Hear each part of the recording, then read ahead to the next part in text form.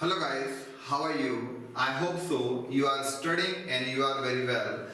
मैं रमाकांत उपाध्याय आप लोगों को आज यहाँ पर कुछ खास पढ़ाने जा रहा हूँ जिसका टाइटल मैंने आज यहाँ पे दिया है पास्ट परफेक्ट टेंस। गाइस, ये एक ऐसा एलिमेंट है जो कि बहुत ज़्यादा अपरिचित नहीं है किसी के लिए भी। जो भी स्टूडेंट्स रहे हैं जो थोड़ा सा भी इंग्लिश ग्रामर को जानते हैं पहचानते हैं वे इस नाम को बहुत अच्छे से पहचानते हैं। लेकिन पास्ट परफेक्ट टेंस अपने आप में उस एक्टिव वॉइस के 12 टेंसेस 12 टेंसेस में से एक टेंस है जो कि आप लोगों ने कभी ना कभी आपके स्कूल में या कॉलेज में या कहीं पर भी आपने इसको पढ़ा तो होगा। तो गाइस, आज मैं आपको उसी पास्ट परफेक्ट टेंस को मेरे नेचर की तरह, जैसे मैं हर बार आपको कोशिश करता हूँ, उसी चीज को काफी डिफरेंट तरीके से पढ़ाता हूँ जो कि आप लोगों के लिए काफी वैल्यूएबल होता है।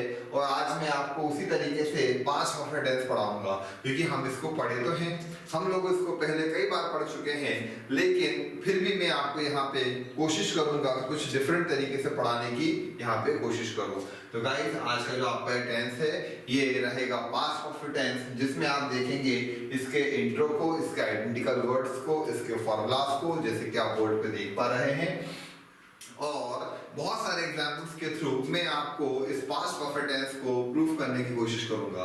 सो guys, don't waste our time, let's start today's video lecture that's name is the past perfect tense. तो गाइस, पास्ट परफेक्ट टेंस के सबसे पहले हम इंट्रो पे जाएं, क्या होता है इसका इंट्रो, उसका परिचय क्या होता है। तो पास्ट परफेक्ट टेंस का एक साधारण सा इंट्रो होता है कि जब कभी भी यह बतलाया जाए कि सब्जेक्ट भूतकाल में कोई काम कर चुका था या उसके द्वारा कोई कार्य पूरा हो चुका था, और साथ ही वाक्यों का अंत आपका चुका था, चुकी थी, चुके थे जैसे शब्दों पे किया जाए तो वहां पे आपका पास्ट परफेक्ट टेंस होता है। अगेन आई एम रिपीटिंग, कोई घटना कोई कार्य जब आपके द्वारा भूतकाल में संपन्न हो गया, पूरा हो गया, तो आप वहां पे पास्ट परफेक्ट टेंस का इस्तेमाल करते हैं और उसमें जिन शाब्दिक पहचानों का, जिन वाक्य शब्दों के द्वारा वाक्यों का अंत करते हैं वे कुछ इस प्रकार होते हैं, चुका था, चुकी थी, चुके थे, ठीक है ना, जो कि हमें जनरली बताया जाता है।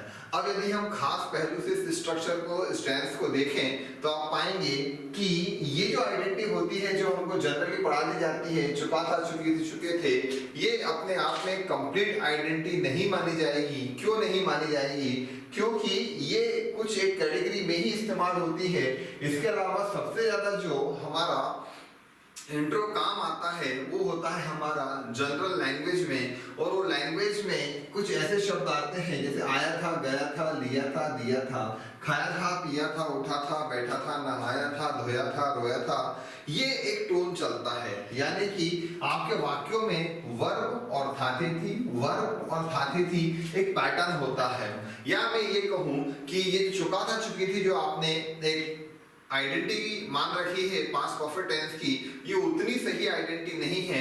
लेकिन हमारे द्वारा जब कभी भी इंग्लिश का, इंग्लिश स्पोकन जनरल वे में हम बोलते हैं तो हमारे द्वारा वहां पे सबसे ज्यादा जिन वाक्यों का इस्तेमाल होता है उनका निर्माण हमारे द्वारा इस सामान्य बोलचाल की भाषा में किया जाता है, जैसे कि आया था, लिया था, गया था, दिया था। जैसे कि मैं आपको एग्जाम्पल बोलूं, तुम कल कहाँ गई थी, ठीक है ना, तुमने वहां पे क्या क्या किया था, मैंने कुछ नहीं किया था, वो यहाँ पर क्यों आई थी, तुमने उसे क्यों नहीं बताया था, मैंने उसे बतलाया था। तो देखिए क्या हो रहा है, यहाँ पे जितने वाक्यों का निर्माण कर रहे हैं उन सभी में वाक्यों के अंत में आप वर्ब और धातु थी तो इस्तेमाल कर रहे हैं। क्या आपके द्वारा जनरल वे में चुका था, चुकी थी, चुके थे इस्तेमाल हुआ? नहीं। आप करते हैं, you use it but not in comparison as much as you use the general language। आप जितना एक जनरल लैंग्वेज को इस्तेमाल करते हैं उसकी तुलना में आपके द्वारा जो एक परंपरागत, जो ट्रेडिशनली आइडेंटिटी हमको बता दी गई है स्पेशली पास्ट परफेक्ट टेंस की, वो उतनी कारगर साबित नहीं होती है। उसका रीजन एकमात्र हमारे द्वारा चुका था, चुके थे एक वर्ड टू वर्ड आइडेंटिटी तो बता दी गई, लेकिन इस्तेमाल किसका होता है? जनरल लैंग्वेज में इस्तेमाल किए जाने वाले शब्द, और वो भी एक पर्टिकुलर शब्द नहीं है, वो एक पैटर्न है। तो मैं आपको पर्सनली रिक्वेस्ट करूंगा कि जब आप पास्ट परफेक्ट टेंस की प्रैक्टिस करें तो आपके द्वारा सबसे ज्यादा इसी जनरल लैंग्वेज का इस्तेमाल किया जाए, जो कि मैं आपको यहाँ पे बता रहा हूँ। आया था, गया था, लिया था, दिया था, यानी कि वर्ब और वर्ब के साथ था, थी, थे जैसे शब्दों का इस्तेमाल। तो यही हमारी मेन आइडेंटिकल वर्ड माना जाएगा और आपको ये एहसास होगा कि एक्चुअल में हमारे द्वारा सबसे ज्यादा इसी का इस्तेमाल किया जाता है, ना कि इसका। तो गाइस क्या रहा हमारा इंट्रो? हमारा इंट्रो हमसे कहता है कि जब कभी भूतकाल में कोई घटना घटित हुई, साथ ही वाक्य को चुका था, चुकी थी, कि आया था, गया था, लिया था, दिया था जैसे शब्दों पे हो, तो वो आपका पास्ट परफेक्ट टेंस होता है। तो guys I hope so introduction is clear and word to word identity भी आपको क्लियर हो चुकी होगी। अब बात करते हैं पास्ट परफेक्ट टेंस के फॉर्मूलाज की। तो ये उतना ही आसान है जितना आसान इसका इंट्रो था। पूरे इसके फॉर्मूलाज में आप देख रहे हैं सभी प्लेसेस पे हैड का इस्तेमाल होता है। इस पूरे टेंस में आपका सब्जेक्ट सिंगुलर हो चाहे प्लूरल हो, जिसे आप फर्स्ट सेकंड थर्ड पर्सन कहते हैं, चाहे उस वे से आप इसको समझें, सभी वे में आपका जो हेल्पिंग वर्ब चलेगा पूरे के पूरे आपके पास्ट परफेक्ट टेंस का, वो होता है मात्र आपका हैड। और सबसे बड़ा प्लस पॉइंट होता है किसी भी परफेक्ट टेंस को पढ़ने का कि पूरे प्लेस पे हमें वर्ब की थर्ड फॉर्म देखने को मिलती है। तो क्या हुआ, हमारे पास्ट परफेक्ट टेंस के फॉर्मूलाज यदि हम जानना चाहेंगे तो फ्रॉम फर्स्ट टू एंड हमें एकमात्र हेल्पिंग वर्ब का सपोर्ट लेना है, वो है आपकी हैड, और वर्ब की थर्ड फॉर्म ही हमें पूरे टेंस में इफेक्ट करती है। तो let's see what is the formula in affirmative category. वो होगा आपका सब्जेक्ट प्लस हैड प्लस और third form plus object plus complement. Again subject plus had plus or third form plus object plus complement. In negative category होगा आपका formula subject plus had not plus or third form plus object plus complement. Okay guys, are you getting? अब बात करते हैं interrogative की। तो अब तक आप मेरे ख्याल से इतने दिनों से मेरी वीडियो लेक्चर आप देख रहे हैं तो आप समझ चुके होंगे हम वहां पे उसकी हेल्पिंग वर्ब को आगे करके इंट्रोगेटिव कैटेगरी का फॉर्मूला और ट्रांसलेशंस करते हैं। तो यहाँ पे आपकी हेल्पिंग वर्ब हेड चल रही है तो हमें हेड को ही आगे करना है। तो आपका फॉर्मूला बनेगा हेड प्लस सब्जेक्ट प्लस और third form plus object plus complement and question mark. और नेगेटिव इंट्रोगेटिव कैटेगरी में आप चाहें तो नॉट को सब्जेक्ट के भी आगे हेल्पिंग वर्ब के साथ इस्तेमाल कर सकते हैं, चाहे तो आप इधर इस्तेमाल कर सकते हैं। मैं आपको हर टेंस स्ट्रक्चर में सब्जेक्ट के बाहर ही इस्तेमाल करना सिखाता हूँ, वो भी सही है। आप चाहें तो सब्जेक्ट के अंदर भी नॉट वर्ड का इस्तेमाल कर सकते हैं in negative interrogative category, in QW negative interrogative category. तो हमारा नेगेटिव इंट्रोगेटिव कैटेगरी का फॉर्मूला होता है head not plus subject plus और third form plus object plus complement and question mark. या इसका मैं एक फॉर्म जो आपको बता रहा हूँ उसे मैं आपको बोल के बताता हूँ। वो कुछ इस प्रकार से होगा head plus subject plus not. Again head plus subject, ये नॉट यहाँ उठ के आ सकता है, plus not plus third form plus object plus complement and question mark. Okay, go to the QW interrogative category. QW interrogative category का formula होगा QW plus head plus subject plus और third form plus object plus complement and question mark. And last in QW negative interrogative category आपका formula होगा QW plus had not plus subject plus or third form plus object plus complement and question mark. Again I am repeating QW plus had not plus subject plus or third form plus object plus complement, या फिर इसके तरीके में बताऊं QW plus had plus subject plus not यहाँ आ सकता है not plus or third form plus object plus complement and question mark। तो गाइस देखिए जितना आसान इसका इंट्रो है, इसको पहचानना है, उतना ही आसान इसके फॉर्मूलाज है। आपने सभी प्लेसेस पे हेड हेल्पिंग वर्ब का इस्तेमाल करा और साथ ही आपने पूरे प्लेस से वर्ब की थर्ड फॉर्म को देखा। तो गाइस ये रहा इसका इंट्रो और फॉर्मूलाज। अब मैं आपको इसके एग्जांपल्स को इन रिटन फॉर्म में समझाऊंगा। तो चलिए गाइस अब हम देखते हैं यहाँ पे इसके एग्जांपल्स। तो पहला एग्जांपल है आपका वे बाजार गए थे। ये आपका यहाँ पे फर्स्ट सेंटेंस जिसे हम यहाँ पे ट्रांसलेट करेंगे, वे बाजार गए थे। तो आप देख पा रहे हैं जब हम ट्रांसलेशन करते हैं सबसे पहले उसकी कैटेगरी डिसाइड करते हैं। कैटेगरी यानी अफर्मेटिव नेगेटिव इंट्रोगेटिव, जो मैंने आपको identity of sentence video lecture में काफी डिटेल में समझाई है, क्योंकि सबसे पहले आप ट्रांसलेशन करें उसके पहले आपको उसकी कैटेगरी पता होनी चाहिए। तो इसकी कैटेगरी है यहाँ पे अफर्मेटिव।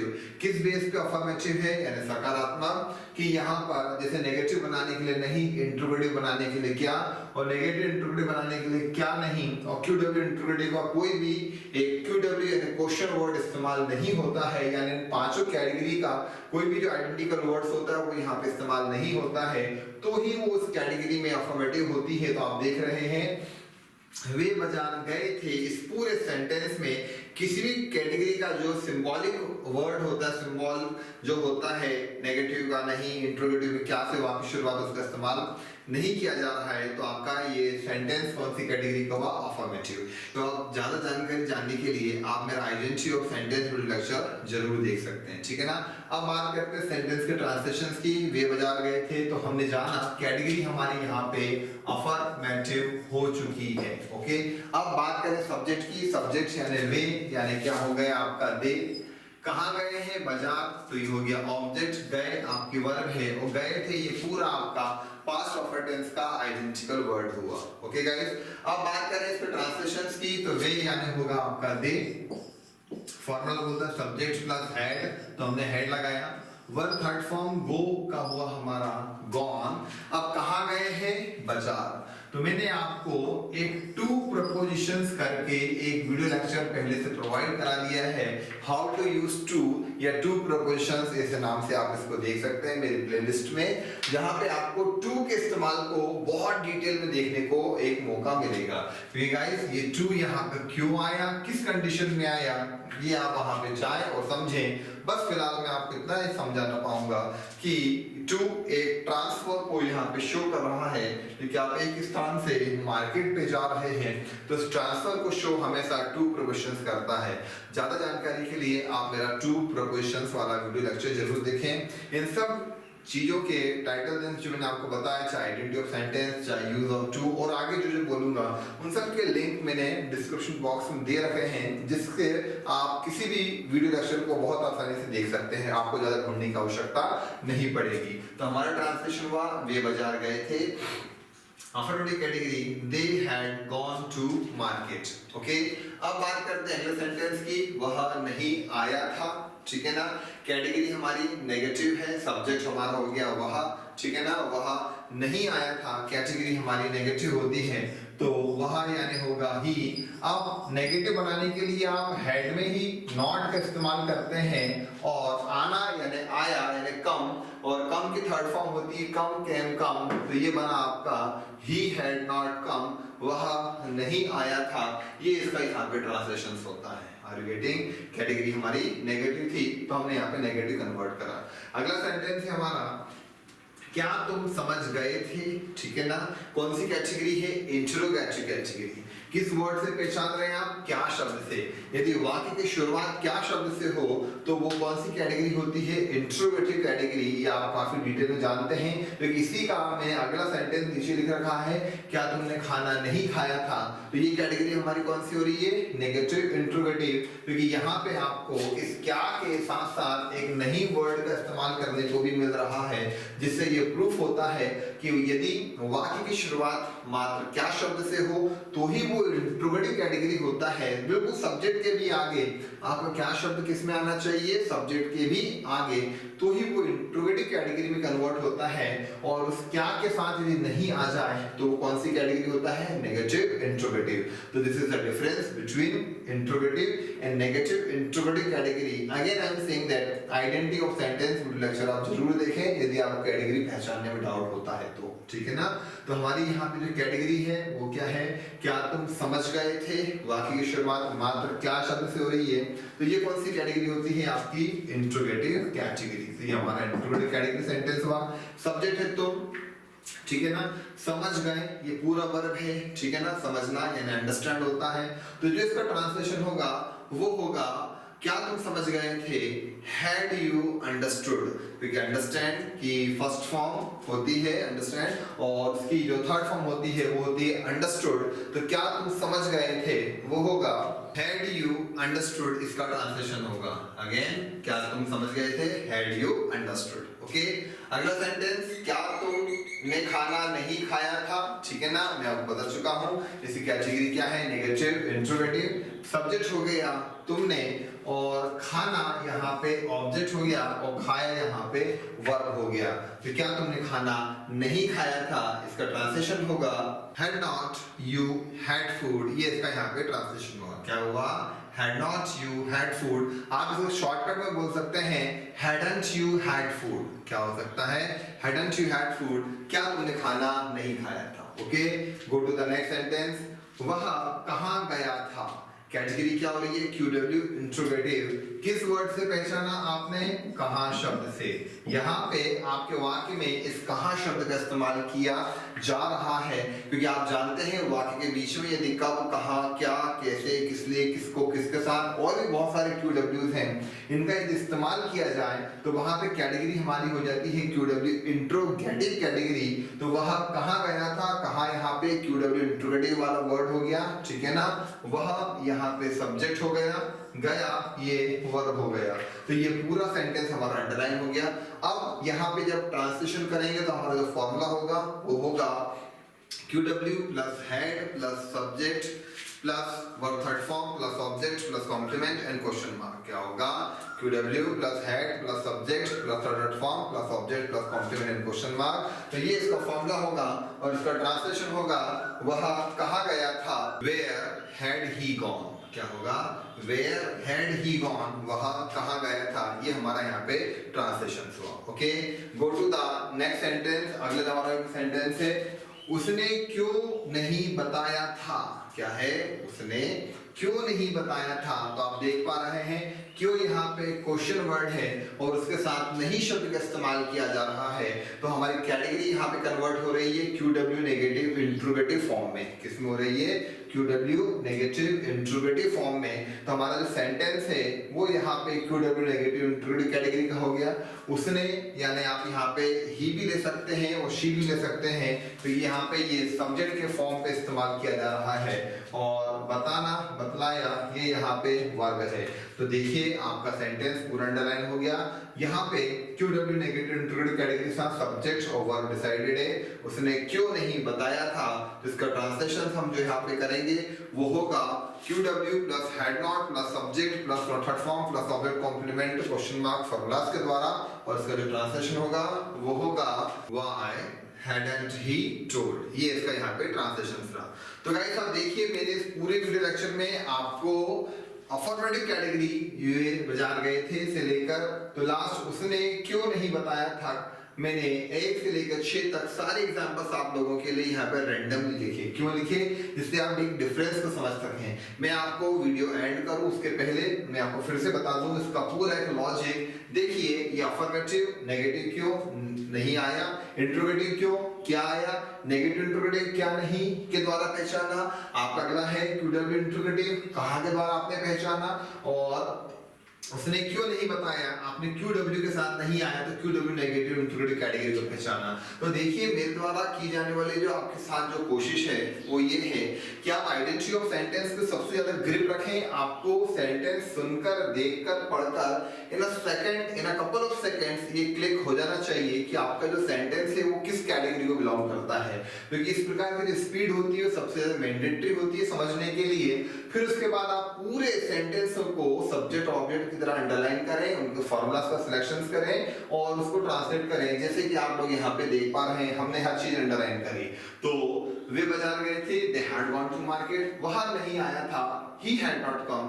क्या तुम समझ गए थे, हैड यू अंडरस्टूड, क्या तुमने खाना नहीं खाया था, had not you had food, वहां कहाँ गया था, वेयर हैड ही गॉन, उसने क्यों नहीं बताया था, व्हाई हैडंट शी टोल्ड। तो रैंडमली हमने यहाँ पे 1 से लेकर 6 तक अफर्मेटिव से लेकर QW नेगेटिव इंट्रोगेटिव कैटेगरी तक का ट्रांसलेशन देखा, उसे समझा। तो मैं उम्मीद करता हूं आप भी इसी प्रकार से एक सेंटेंस को लें या अलग-अलग सेंटेंस को लें, जैसी आपकी मर्जी हो वैसी आप प्रैक्टिस करें। बस आप उसकी आइडेंटिटी को, उसकी कैटेगरी को बहुत अच्छे से पहचानें और उसी प्रकार से आप इसकी प्रैक्टिस करें। सो आई होप सो गाइस मैं आपको बहुत कुछ चीजें नहीं समझा सका हूंगा जैसा मैंने आपको स्टार्टिंग में वादा करा था।